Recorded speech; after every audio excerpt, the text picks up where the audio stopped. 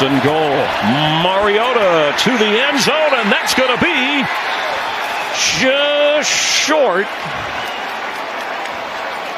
Falcons are acting as if he's in. Yeah, well, Marcus is acting like he got that one in. It might have been one of those cases where a little bit low and doesn't extend it, and so this is the knee. I mean, we're going to see where that knee was, where it hits, but ball definitely over the goal line. They thought it could be close to the noise here to prepare. Patterson, Cordero Patterson for the end zone. The foot drop, the fake. Mariota dumps it off. That's Patterson who gets the first down inside the 30 of the Seahawks.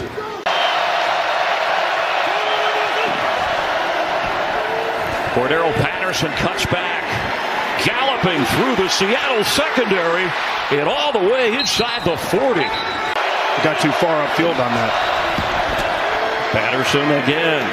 A lot of room. Inside the 20, down near the 16-yard line. Defense is doing.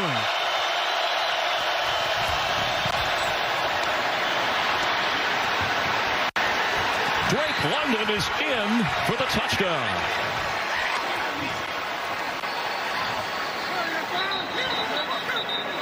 To get home.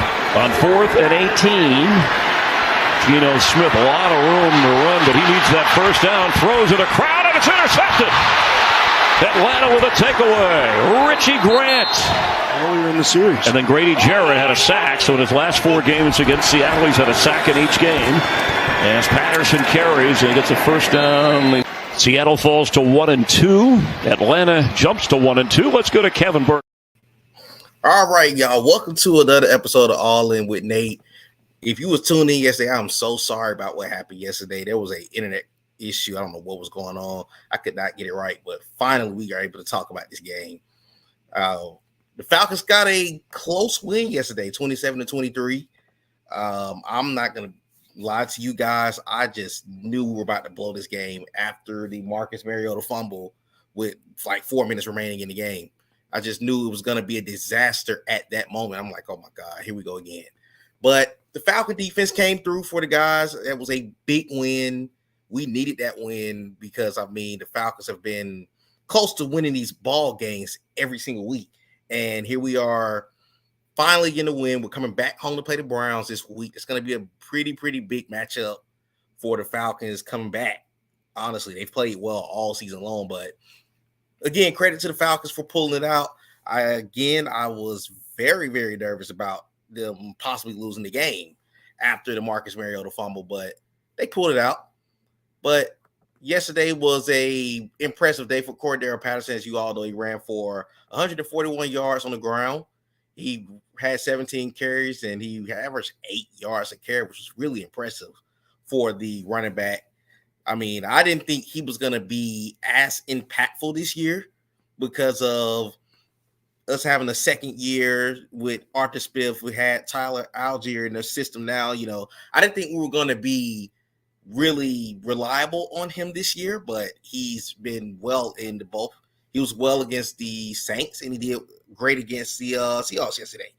But let me hit this comment real quick. Cully said, still need, what's going on, bro? He said, we still need, yes, I'm going to hit on that on this conversation. Definitely going to hit on that. But I don't know if a lot of you are aware, the Falcons actually boast a top 10 offense at the current moment. They are 9th in scoring. I cannot remember what the actual points per game spread is for them right now. Matter of fact, let me get a chance to take a look at it. But the Falcons are actually top 5 in rushing, and they are top 10 in scoring. They're actually, again, we've not scored any less than 26 points all season. So it's not the issue of us not being able to move the ball. It's just finishing games. And yesterday, the defense got a big win for themselves because at the end of the day, it would have been rough had the Falcons went out there and lost once again. They are actually, like I said, they're ninth in points per game. They actually are averaging 26.7 points a game through the first 3 weeks, which is very impressive. Again, the Falcons are putting up 27 points a game. So on average, you should be winning those ball games. But again, the Falcons have been pretty bad at other categories as, you all pretty much know, the Falcons have 7 offensive turnovers this season, and that's going to be unacceptable if you're going to win a ball game. And several of them has happened in the fourth quarter, including the big-time fumble that happened on the handoff, which possibly could have turned into a loss. But, I mean, the Falcons found a way to win. It was big for them. But, again, as we were talking about, as far as the defense, the Falcons are 26 in scoring. They've given up 81 points this year. They're actually pretty good against the run, but they've been dismal against the pass, which I have an issue with. I have several issues, honestly, with the scheme and some of the talent that's being put on the field. And it happened yesterday because Geno Smith had a good day. We're not going to take anything away from that. Geno Smith threw for 325 and 2 touchdowns. He threw that interception at the end of the game, but Geno Smith lit the Falcons up. And that's not a positive thing to say because, again, he didn't get touched until late in the game. The fourth quarter defense actually stepped up and made some big plays. Credit to Lorenzo Carter and Grady Jarrett. But, again, the defense was not – they were absolutely destroyed for the first 3 quarters of the game, and then they made a big stop late in that ball game. They got a big 2 sacks, actually. They got the sack on the game-clinching drive, and they also got the sack on a previous drive by Lorenzo Carter. But once again, the Falcons are struggling to get after the quarterback outside of week 1 against the Saints. And that's not something that you can have going forward. You're going to go against Cleveland and Tampa and San Francisco coming up, who are all pretty good offensive lines that you're going to face in the next 3 weeks. So you're going to have to get that issue together quick. But also, I have an issue. I know a lot of people are okay with Dean Pease scheme. I'm really not a fan of it because I feel like the Falcons have edge rushers that are able to get after the quarterback, but they are guys that are out of position. Like, personally speaking, for me, I had a big issue with the fact that Lorenzo Carter and Arnold Ebiketie was not getting more opportunities to get after the quarterback consistently because, once again, those are your 2 best edge rushers for me personally at the moment. But you're starting to see guys like Donna J, who's the second-year out of Notre Dame.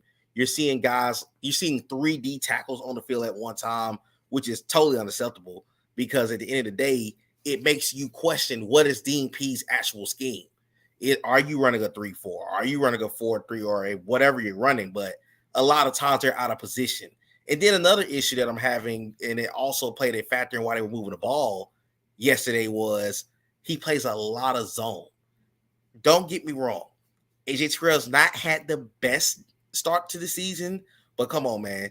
You cannot go from having a good year like you had in 2021 to making the man play 10 yards off the ball most of the game. And that's exactly what he's doing. So a lot of times we're blitzing and having guys 10 yards off the ball, which is absolutely stupid. But that's just the way the Dean Pease run a scheme. It could play a part in the talent on the team right now, but it also plays a factor into coaching. And I have an issue with that from Dean Pease. I think he needs to do a better job of having a better set. He needs to come out there with a better mindset, in my personal opinion. And again, utilize the guys that you drafted.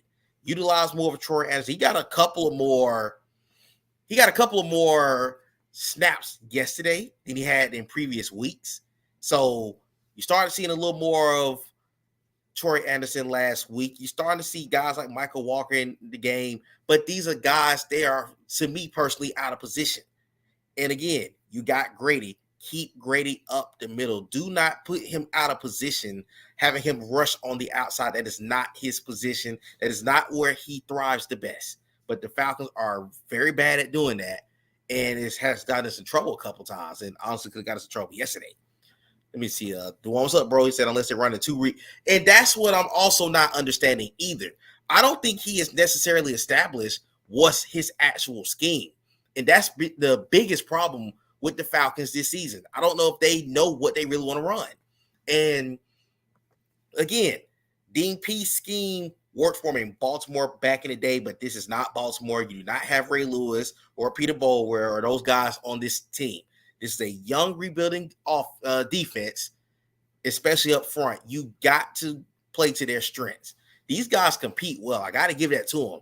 However, you cannot have them out of position like Dean Pease typically likes to do. And sometimes it comes back to hunt the Falcons. And like I said, the Falcons are fortunate to be walking out of there with a win. We're actually not sure if a lot of people know this. The Falcons are 7th best in the league in forcing turnovers. They have 7 on the year. So that's impressive by the Falcons, which, again, they make plays. They put us in position to win. So you got to do a little bit more. Let me see. Go to the comments. Alex, what's going on, bro? He said I was at work, so I didn't get a chance to see it, but I'm glad they won. Yeah, I was glad they pulled it out. It would have been demoralizing for that team if they would have fell to 0-3 in another close ball game. Terrence, what's going on, cousin? But yeah, as I was saying, the Falcons they were the worst team in the league at getting after the quarterback last season. You don't want to be in a position where you're there again. And I think part of it has to do with you're playing these guys out of position. And I'm just not a fan of what P's bring to the table at times with these guys. Like, for example, Seattle had 400 yards of offense yesterday. They got to do whatever they wanted to do yesterday. I'm going to show the stats soon. I know they had a combined 100 yards on the ground. And the Falcons had done pretty well on the ground against the rush defense coming into that game. But yesterday, honestly, Seattle did whatever they wanted to do. And a lot of that had to do with the fact you're running guys like, just to give you guys an example, you're coming out on the field with Adonai J, Anthony Rush, and Grady Jarrett up front, and got these linebackers playing on the outside. Of course, they're going to gash us up the middle for 8 to 10 yards to carry. And it was starting to happen early in that game, but the defense was bend but don't break, and I got to give them their credit because, honestly speaking, the way the game started off, it could have got ugly quick. But they did what they had to do, and they found a way to win the game. But again, I do not like the scheme. I do not like what we are presenting through the first 3 weeks. And you got Cleveland coming in here this weekend with Nick Chubb, with one of the best offensive lines in football. These guys are going to be physical up front. So that cannot happen in this game coming up. Another thing that I also want to touch on is Marcus Mariota. Mariota's a tricky situation right now because yesterday he threw for 229, a touchdown, a ill-advised interception, and finished with a 99.8 quarterback rating. However, Marcus Mariota's turning the ball over at the most inconvenient times in the ball game. Last week, he had a dumb interception that was forced to Brian Edwards. Jalen Ramsey picked it off to end the game in LA for the comeback to avoid us from making a comeback. Yesterday, it's simple mistakes. A handoff is turning into a fumble that could have potentially lost us the ball game. That would have been to me, that would have been the nail in the coffin for Mariota starting. They would have had to go to Desmond Ridder out the gate. And I still think at some point you got to show me what Desmond Ridder can bring to the table. Because although he's not bad, don't get me wrong, but it's the simple things. It's the fumbles. It's the mistakes that are being made by Mariota on that field that is costing us ball games. He was a little bit better in the air yesterday. Pitts got involved. He had 85 yards receiving. However, you cannot keep making ill-advised turnovers late in the game. And remember, we had a big turnover that started a New Orleans comeback week 1 against the Saints. We was like 3rd and short, and he fumbled like within the 5. That could have been a touchdown to put the game away. That turned into a comeback by the Saints. Last week, you had the interception at the most inconvenient time. You had a lot of the Rams' points came off of turnovers last week. And it was off of dumb, ill-advised Falcon mistakes. And then yesterday, at the half, we throw a idiotic interception at the half. But I don't know why Arthur Smith called it. I don't know who called that play. It was awful. But yesterday again, you're getting 8 yards to carry with Cordero Patterson, but then you go out here and run a freaking read option where I know people probably say Algier was the issue on that play. He could have been, but again, it's the ill-advised play calling at the most inconvenient time that is hurting the Falcons, and it could have cost us the game again yesterday. Let me go back to more comments. Jordan, what's going on, Jordan? He said these mental mistakes, yes, they're costing us a lot of ball games week in and week out. We can go look at the Saints game and say the same exact thing, those mistakes late. He had a play on 3rd and short where he couldn't handle the snap, and I think also that has to play a factor with Drew Dalman. Let me also get that out of the way. The offensive line has been better this year, but there's still some issues with this exchange. Drew Dalman a lot of times snapped the ball low, and a lot of times Mariota's not able to really handle it, and that can also take you out of the game too. So it's the simple mistakes that can get cleaned up. The Falcons have been competitive all season long, and looking hindsight, they could possibly be 3-0 right now, and that's not even a stretch. What I'm saying, they could be 3-0 right now with you cleaning up certain mistakes. Let's go to the next comment. Kevin, what's going on, bro? He said, "Thank you, Lord." Seahawks did not. It didn't matter though. The reality was, honestly, that holding penalty on a great play call, which I think it was a Rashad Penny screen that got him 1st and 10, like within the 15. They had a hold that took them out of field goal. It took them basically out of range to win the game to put them at 4th and 18, which ended up being the detrimental mistake for them to lose the ball game. But again, like to me, it's the simple things of being out of position, running zone, you should run man. Like at the end of the day, you got to trust your guys at some point. You got veteran Casey Hayward, who, by the way, he got absolutely torched yesterday by Goodwin and Lockett. The stats don't show it, but if you watch the game, then he struggled big time against Lockett and Goodwin. But again, you have guys that are playing 5 to 10 yards off the ball like you have the most shut down secondary in the league. You don't. You cannot put them out of position. So that's one of the things that the Falcons have to really look into going forward. Let's go to the next comment. Quincy, what's going on, bro? I'm just glad it's mistakes. Yes, I'm glad it's mistakes that can be cleaned up as well, because the problem is the Falcons are losing ball games they should win. That's the issue. That Saints game was a lot of mental mistakes late in that game, and it ended up eventually costing us the ball game down the stretch. So once again, the Falcons are competing in all these ball games. That's the frustrating thing about this season is they're 1-2, could easily be 2-1, could easily be 3-0. It just depends on how you want to put it. Maybe you can go ahead and say the Rams game we were out of that game for deep into that game. We were down 20-3. I hate to throw that number up, of course, but again, 2 to 3 games was winnable ball games. We could be 2-1. Nick, what's going on, bro? He said, keep pounding. Yes, sir. Big win for you guys, too, yesterday against the Saints. I don't know what's going on in New Orleans, to be honest with you guys. That Saints team they got to get it together quick, or they got a rough schedule coming up soon for the Saints. So that's going to be something to watch out for. Don, what's going on, bro? And of course, y'all know me and him on the Kingpins Talk. So make sure you tune into the next time we do this. It should be coming in a couple of weeks. Kevin said, what adjustments do you see Dean Pease having to make to get this? To be honest, I want to see more 4-3 from this defense. Me personally, if I'm in Dean Pease shoes, this is my group right here up front. My group up front is Grady and whoever you want to rotate between Rush, Graham. Taquan Graham's been having a couple of productive moments throughout the season. He had a big hit last week in LA against what's his name? Matt Stafford. And I would rotate Malone and Ebiketie on one side and use Lorenzo Carter on the other side. Lorenzo Carter's a great edge rusher. You gotta allow him to get after the quarterback. And then at the linebacker position, I'm gonna roll with Rashaan Evans, Troy Anderson, got to get a rookie a shot, and Michael Walker. To me, you have pieces to run it. The Falcons' talent fits a 4-3, not a 3-4. That's the problem I have with the team. It's okay if you want to run different schemes. The issue is your talent fits more of a 4-3.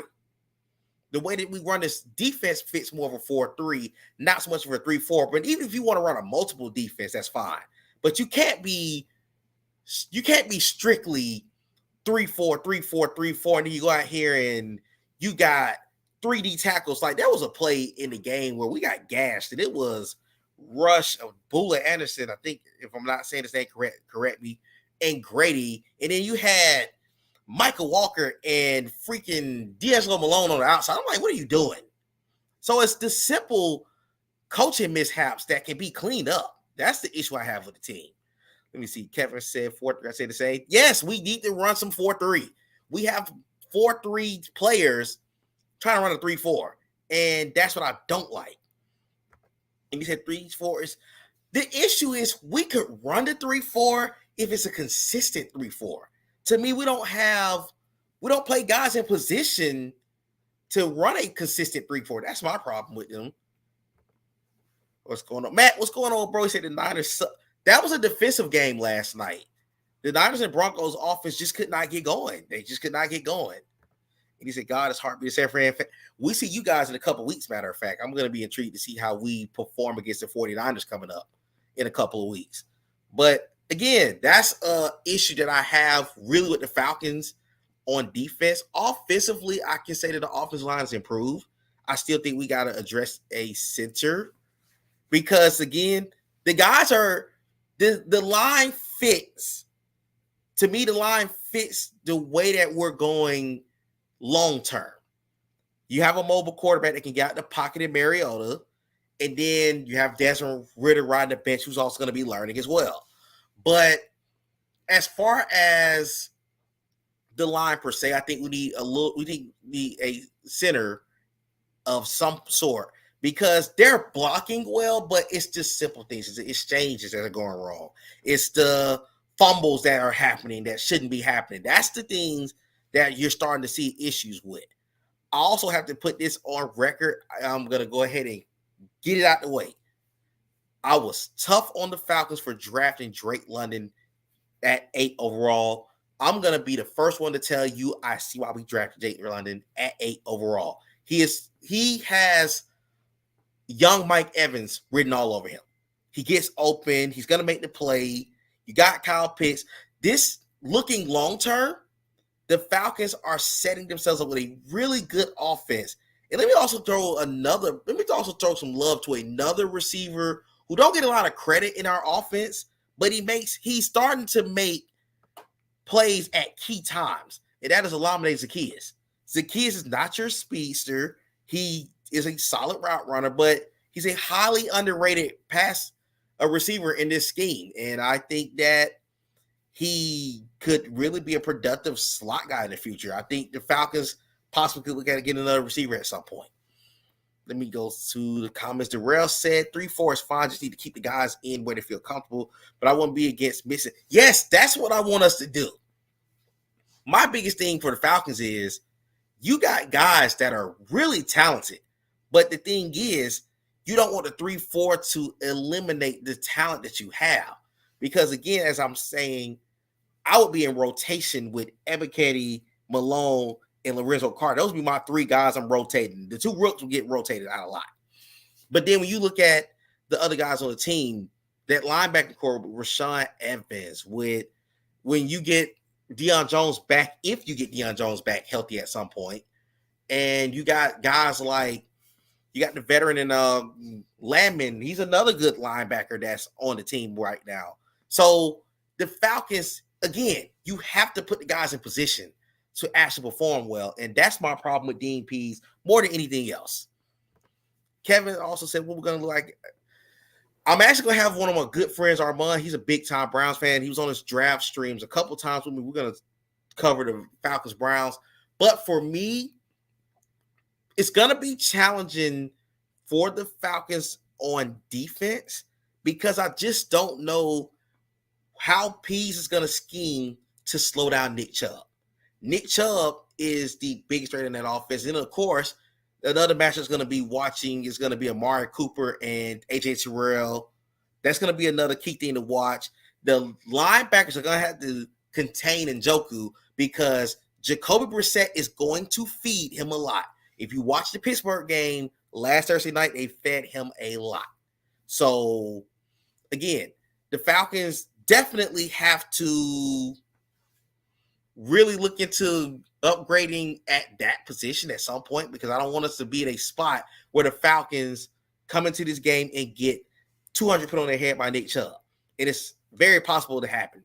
So got to be ready on defense next week for the Browns. And offensively, I mean, the Browns, let me also throw this out here. Let me send some prayers up to Myles Garrett. He had a car accident earlier today. He was in a local hospital. I think they said he should be fine, but just praying for him. I would hate for him not to be in Atlanta this weekend because I want to see the Browns fully healthy out here, but hope his ultimate health is the number one thing. Hope he's getting healthy. But again, that's going to be a very intriguing matchup. And Falcon fans, tune in, come out there for the game. Let's go ahead. Let's pack that building out again. I know we're 1-2, but we could possibly get back to 500. Let's get that building packed out again. Let's see. Matt, he said prediction on Atlanta in-season record. Let me revisit that in a couple of weeks. I had us winning 7 games coming into the season, but right now, like the Falcons are competing in certain games that most people would not expect us to win in. So let me revisit that question. I'm glad that you asked me that question. I had us winning 7 games before the season, but let me revisit that at some point. Jordan, let me go back to the comment. Jordan said Kyle Pitts 8 yesterday. They finally fed Kyle Pitts. Kyle Pitts definitely did not get the ball like he should have got the first 2 weeks. And that irritated me. And I'm sure Arthur Smith heard the fans getting after him. They should have been feeding him weeks ago. And they finally listened and they got that man the ball. And he played well. He had 85 yards receiving. He is a key piece in your offense. He's a tight end that can play receiver. He's a nightmare. You got to get that guy involved more and more. And especially playing against the Browns coming up this week, he got to get involved. Alan said, what is it that you need? What is it that you need the Falcons need to work on? Definitely need to clean them turnovers up. We have 7 turnovers on the season, and that's the 4th worst in the league. I don't know who has more turnovers than us, but that's pathetic if you have more than 7 turnovers that we have. But again, I want to see if Mariota can click a little bit better as a passer. We know he will take off running in a heartbeat. And then, of course, the defense, I feel like the defense need to get in position a little bit better week in and week out. I think those are the top 3 things that I think the Falcons need to work on. Really, it's a lot of mental things. And also, let me not go without this. Arthur Smith is annoying because he calls a good scheme, but he can call the most idiotic stuff at the wrong time. He called play action 750,000 times yesterday. It's okay when you continually get your rushing attack going, but he'll come out 1st and 10 play action, 2nd and 7 triple option. For what? Why are you running a triple option? That's basically taking a play away to where 3rd and long, you're putting a already uncomfortable Marcus Mariota to throw the ball for a 1st down. Keep grinding those yards out. Dink and dunk if you have to. You have to play to the strengths of your quarterback. If you don't feel that he can do it, put in Desmond Ridder.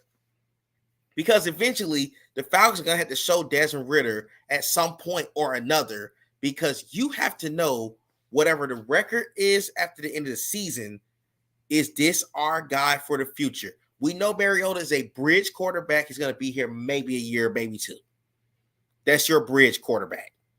However, you got to think, okay, is Ridder the guy for us? If he isn't, you got to go get a quarterback, because the quarterback class is starting to shape out to be a little deep for 23. Outside of Bryce Young and outside of CJ Stroud, you got guys like Levis and Anthony Richardson and Cam Ward from Washington State. You got a lot of those guys who are starting to come up the board, and down there starting to look like the quarterback class could be a little deeper. I'm going to give you another guys, and you probably never thought you would hear me say this. Stetson Bennett's trying to get himself into the NFL draft for 23. Is looking like from the start that Georgia's having so far. So you got guys that are, and now let me go ahead and be clear on this. I don't want Stetson Bennett as Atlanta Falcon. I'm just throwing his name out there. Let's get out of the way. Y'all know how I feel about Stetson. He's doing okay, but I'm not saying he need to be a Falcon. I'm going to get out of the way. But anyways, again, I think the biggest thing is you got to know what you have going forward. Anthony's, what's up, bro? Said the Falcons know you every week. That thing. Of course they do. They annoy me every single week. So, you know me, I'm not gonna come on this show and give them all the credit in the world because again, their mistakes can be cleaned up. Kevin Kendall said, I think Mariota looked a bit better with his time. He did. He played better as a passer yesterday. But there are still times where Mariota you just look like, what are you doing? Like you're forcing something that's not there. And he has to get a little bit better with his chemistry with London and Pitts. To me, those two guys are giving their matchup fits. Like there was one throw where Drake London, I'm so glad he knocked the ball away. If the ball is placed better, it's another touchdown by Drake London, but the ball was just thrown bad, and thankfully it wasn't picked off. Kevin also said where he's getting more comfortable. Yes, he is getting more comfortable each week. I got to give him that. He's definitely getting more comfortable each week. But once again, to be a little critical of him, he has to make those plays. Atheist, and goes his comment, said, put in Ritter. I do want to see Ritter at some point, maybe soon. I think if we would have lost yesterday, we would have seen Des Ritter this weekend. But hopefully, the Falcons do give him an opportunity at some point. Jordan said, Arthur don't know what he do. You know how I feel about Arthur Smith. You know, I've said a lot of choice words about Arthur Smith that is not going to be repeated on here. But of course, you know how I feel. Okay, Jermaine, what's going on, Jermaine? He said, despite the two losses, I like what I've seen. It shows we can play in the clutch. We just never played in the clutch.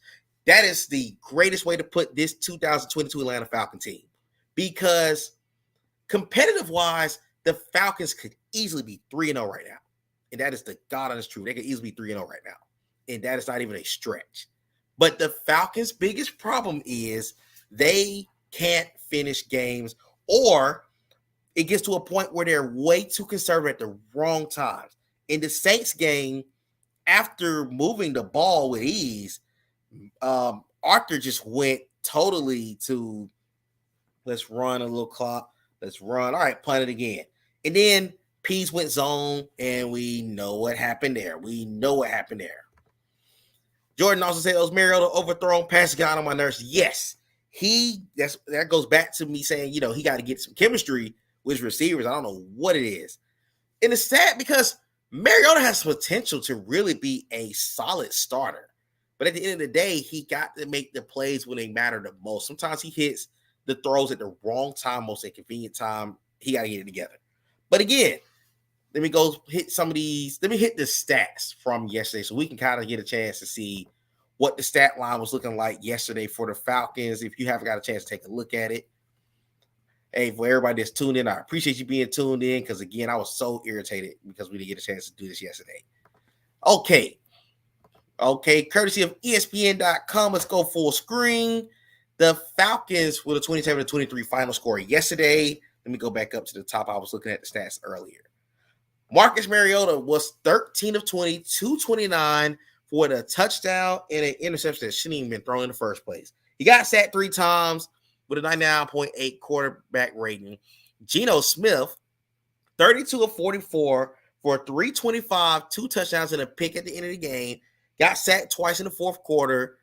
And again, quarterback rating of 99.2. He had a good day at the office. And if you're Seattle, that's all you could ask for from a guy who's kind of your bridge quarterback on a rebuilding ball club. Rushing Cordero Patterson. What can we say about him, ladies and gentlemen? What can we say about Cordero Patterson? This is a great, great guy. I hate that he's in his 30s. Oh, my God. Let me get that out of the way. If he wasn't in his 30s, he could be our long-term guy. But it's a shame because he's been great. He's been solid ever since he came into the league in 2013, but teams just did not know how to use him. That's the biggest problem with the Falcons. I mean other teams, but the Falcons seem like he got with Arthur Smith, and he's really done a great job. Credit to the guy. Algier had 25 yards on the ground. Mariota actually didn't run a lot yesterday, and Avery Williams had a 9-yard. He had a big 9-yard run on the drive that ended up being that fumble, which unfortunately could have turned into a disaster. Rashad Penny, 14 for 66. He had got off to a good start early in the game, but then, it just turned into a disaster late.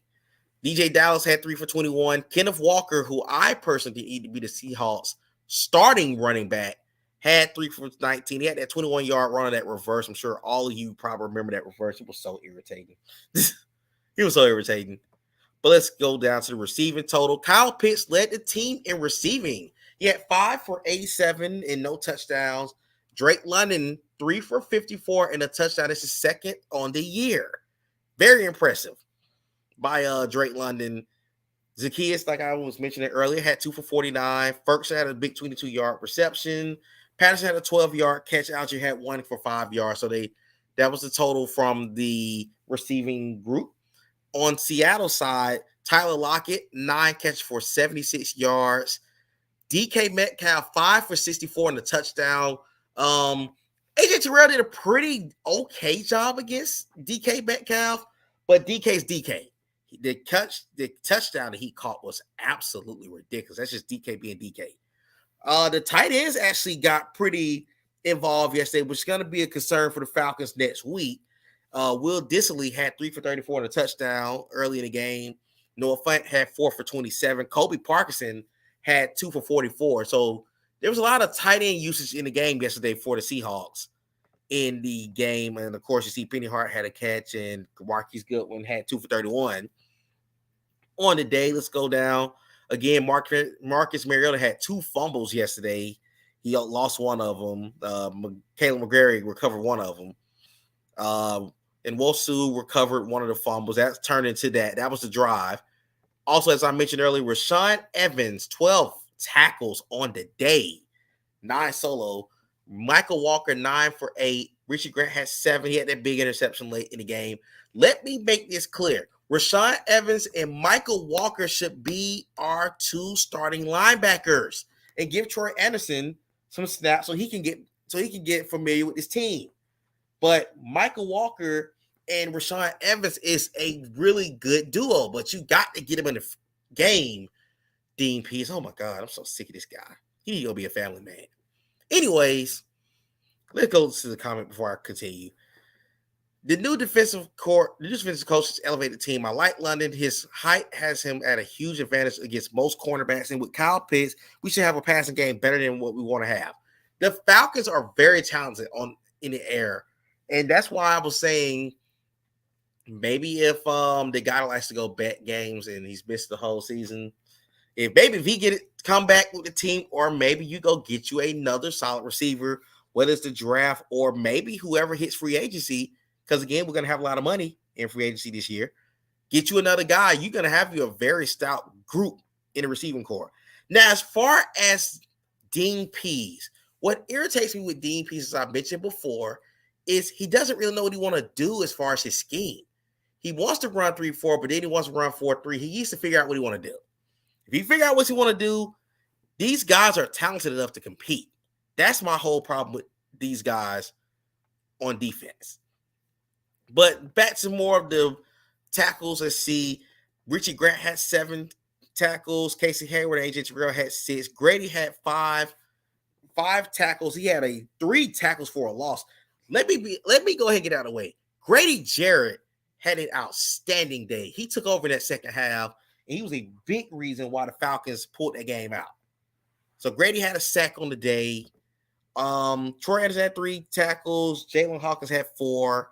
Lorenzo Carter had 2 tackles. He had a sack and a tackle for a loss. Again, Lorenzo Carter should be your edge guy at all times. Taquan Graham had 2 hits on the quarterback. So again, Taquan Graham is showing some signs of being really well. You got Lorenzo Carter that's showing me some in a very solid way. And again, Falcons are having a good year. They have some good talent that they need to work on. Let's see. Jermaine Swerve Summers also said we need to pass more. The defense is ready for Mariota to run. Patterson is a beast at receiver and a fridge running through the middle. Again, I don't know. I just hate it so bad that I hate that CP is in his 30s. Man, I would love for him to be on the team long term because he does such a great job. That's such a great job, man. I hate it. I hate he's a veteran at this point. But again, he's getting older. But on Seattle side, Jordan Brooks, who I think is arguably a young Bobby Wagner in the making, 9 tackles for 6 solo. Josh Jones had 7. And, of course, they kind of had a balanced day. Tariq Rulin, I know now if Buddy's watching, that's your boy. He got a pick yesterday. Richie Grant had the game-winning interception. And there was only 1 punt, I believe, yesterday. So both teams, it was a really good game. It was really good game from both sides. It was a very competitive game for 2 teams that are clearly in a rebuild. And those are the stats from yesterday. Once again, I appreciate everyone that tuned into the show. We will be back this week. I'm going to have my boy Armand on here. We're going to be talking a Falcon-Browns preview for the game. Going to be looking forward to seeing how we're going to look going into that game. And, again, just glad we're in the win column more than anything else. Glad we got a dub. But, again, this has been another episode of All In with Nate. I'm going to end the show by showing the highlights from yesterday's game before I end the stream. But until next time, you guys have a good evening. Let's see who wins that Cowboys-Giants game. I need Forstell and Shepard to be awful. I'm facing him in fantasy football. I need to be 3-0. But again, thank you all for tuning in. And once again, this has been another episode of All In with Nate. Let me hit these highlights, and we will be done until next time. First and goal. Mariota to the end zone, and that's going to be just short. Falcons are acting as if he's in. Yeah, well, Marcus is acting like he got that one in. It might have been one of those cases where a little bit low and doesn't extend it, and so this is the knee. I mean, we're going to see where that knee was, where it hits, but ball definitely over the goal line. They thought it could be close to the noise here to prepare. Patterson, Cordero Patterson for the end zone. The foot drop, the fake. Mariota dumps it off. That's Patterson who gets the first down inside the 30 of the Seahawks.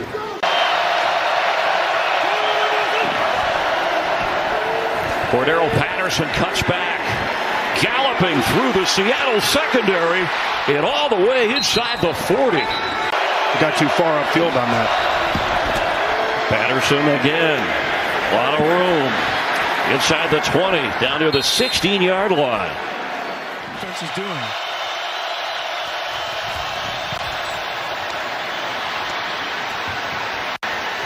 Drake London is in for the touchdown.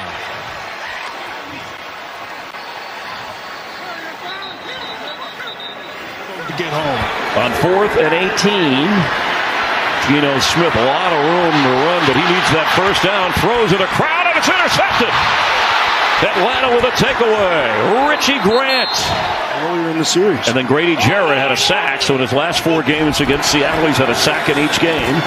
As Patterson carries and gets a first down. Seattle falls to 1-2. Atlanta jumps to 1-2. Let's go to